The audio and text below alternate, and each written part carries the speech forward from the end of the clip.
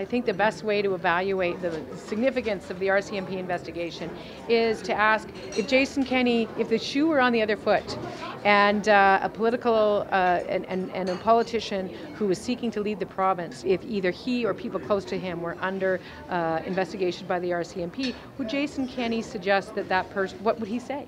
And I think he would likely say that person is not fit to be premier.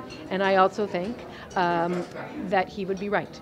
And so it is very significant that we've had a pretty credible confirmation that there is an RCMP investigation into this, and I think that we need to have Mr. Kenney come clean on all the different elements of this. The people of Alberta deserve no less. You know, I think the real question to ask here is why was it that Mr. Kenney was so adamant that we call the election as soon as possible?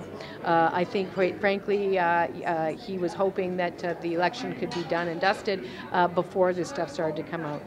What we know and what I can promise you is that the election will be held in either April or May. My thoughts are this, that work is work, and that you don't change how you value that work by judging who is or is not modest human capital. As far as I'm concerned, whether you are young or old, regardless of the color of your skin, your gender, or any other qualities, you deserve the same rights as every other person. And Mr. Kenney's attack on young people and his desire to roll back the minimum wage reveals very clearly who he is prepared to stand up for.